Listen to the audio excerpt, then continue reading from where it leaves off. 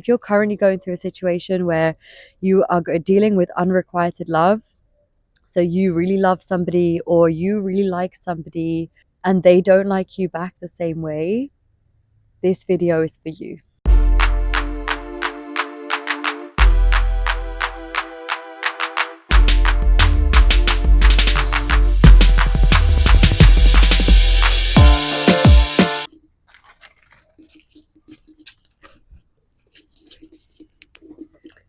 Hello, welcome to my garden. I'm kidding. This is like a shared space for all the people who live in this area here. So I'm always surrounded by trees these days. My best friends. I come out here sometimes, just chat to the plants. Anyway, today's video is about unrequited love. Unrequited love. And the reason I'm making this video is because I've been making these videos on radical love recently, and unrequited love is also linked to radical love. Oh my god, I think there's a bug on me. I can feel a bug on me. Oh the downside of living in the jungle. Anyway, so the reason I'm making this video is because I'm going through it myself at the moment. Someone in the world currently is fumbling this. As you can see, my life is not falling apart, and I would describe my mood as sprightly. So unrequited love does not have to be the end of the world. Okay, that is kind of the main message of this video. So when I was younger, I had really low self-esteem, and I would be attracting people who are going to make me relive the moments in my childhood where I felt rejected and judged and shamed and not good enough. Not good enough is a big one. And so I would be constantly trying to prove myself to people and trying to show them my worth, get them to see my worth, you know. And over the years, as I've gone through my own kind of healing journey, I realized that actually my self-esteem is the thing that I need to nurture at all times. Self-esteem is an absolutely essential ingredient in this life.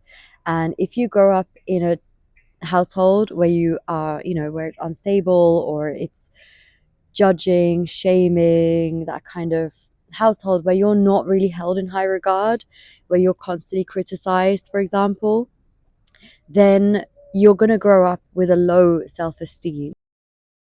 I'm going to talk to you about how you can raise your self-esteem, and that then will lead us to how to deal with unrequited love. So self-esteem is made of two parts: self-respect and self-efficacy. Self-respect is basically about how much you like yourself, how much you, oh my goodness, no notes today. God help us all. So self-esteem is made of self-respect and self-efficacy. Self-respect is about how much you respect yourself, obviously, how much you like yourself. When you look in the mirror, how do you feel about what you see? Have you accepted who you are? And have you also learned to praise yourself and hold yourself in high regard?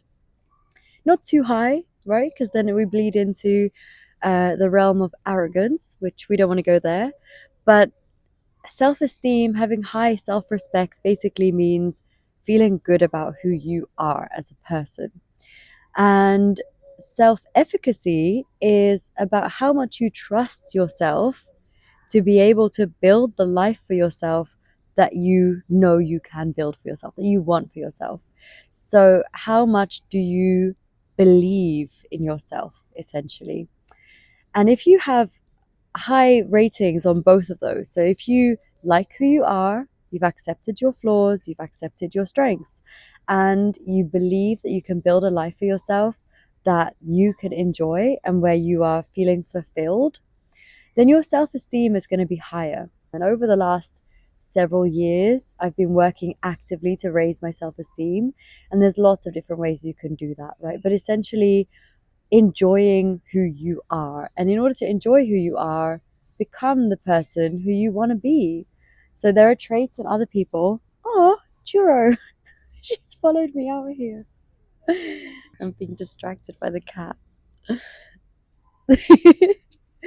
um, so, oh, Shamana.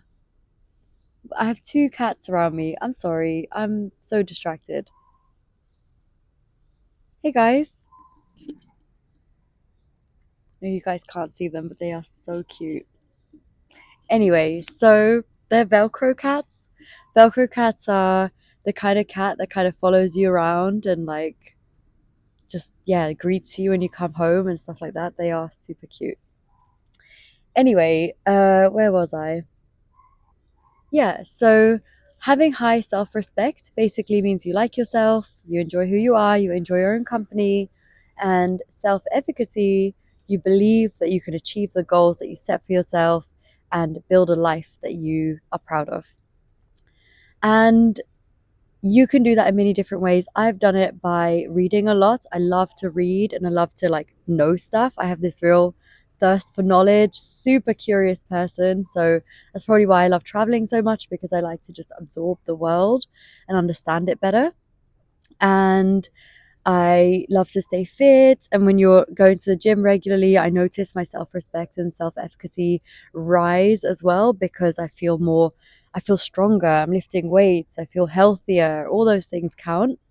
Um, I do a lot of different things. I might actually just put a little list of things that I do to raise my self esteem and self respect. And if you have high self esteem, then life kind of throws obstacles at you all the time, right? Life is a series of ups and downs. It can be chaotic sometimes, but as long as your self-esteem is high, you can deal with those obstacles in a much better way.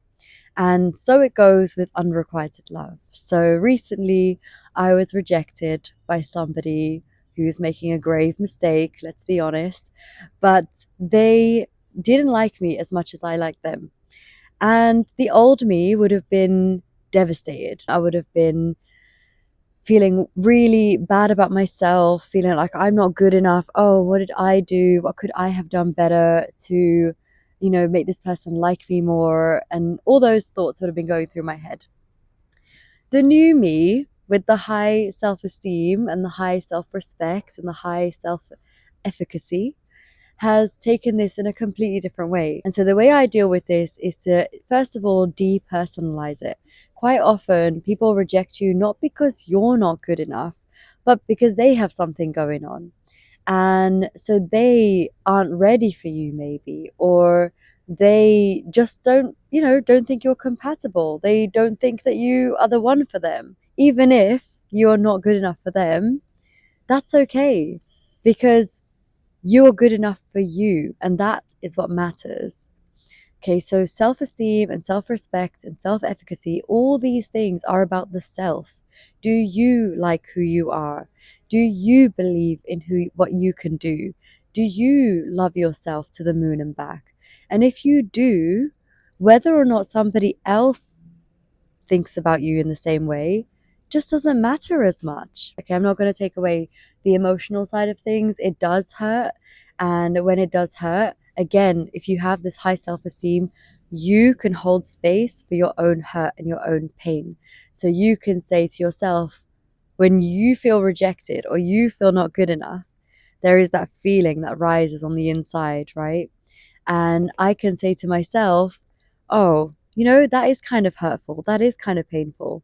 And I can tell myself, it's okay to feel that pain.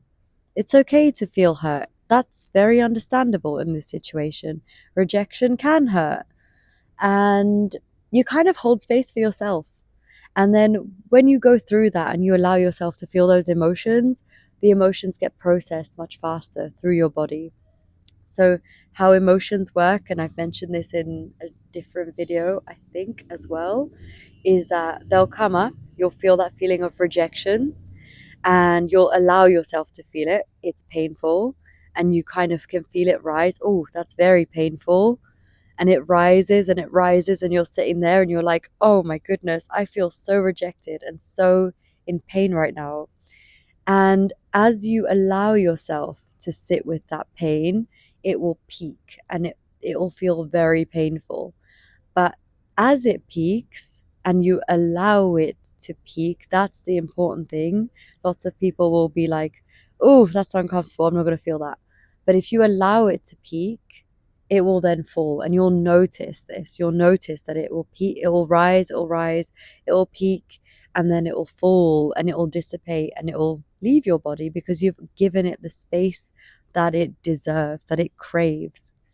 So that's what I've been doing these past few weeks. So I was rejected a few weeks ago. And whenever that hurt or the pain or the rejection comes to me, I allow it. I let it, I give it some space, and I'm like, oh, you know what? That really hurt.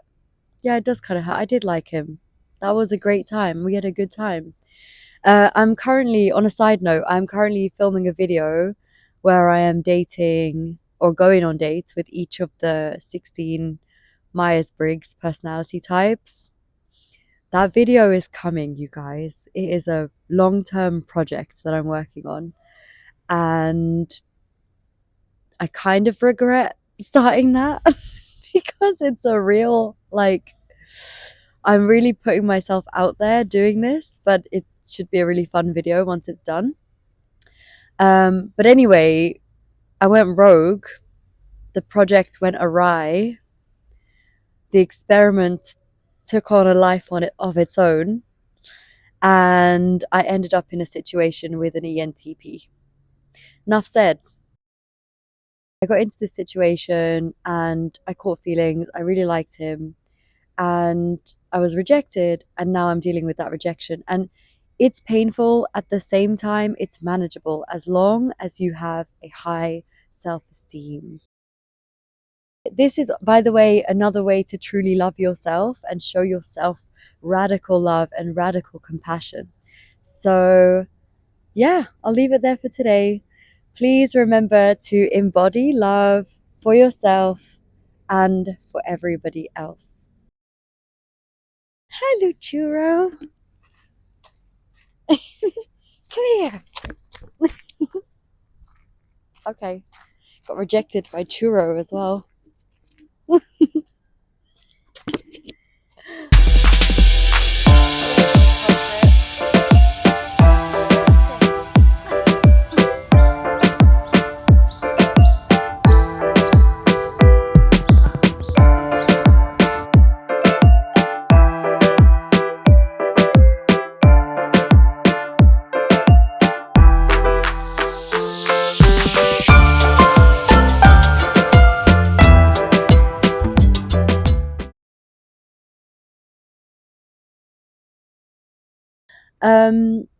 So I look really tired in this video, and that's because, guys, I think I might be experiencing burnout. I have heard about this. This is my 11th week posting on YouTube, and you'd think making YouTube videos weekly wouldn't be this taxing, but on top of like general life stuff, my day job and everything else that I'm doing at the moment, the YouTube is like, it's like a lot. It takes a lot of effort to be filming these videos and to edit them and then get them out on time, and the thumbnail, and there's so much to think about. And I love doing it. It's such a fun activity for me to do, and I've been really enjoying putting the videos out. But yeah, please do give the video a thumbs up if it's useful for you, and share it and leave a comment, because all of that stuff helps with the algorithm and helps me grow my channel. And I'd like these messages about radical love to be reaching as many people as possible. So please do give the channel some support. I would super appreciate it. I'm going to get some sleep this week, hopefully, and next week I'll hopefully look a bit less tired. So I'll see you next week.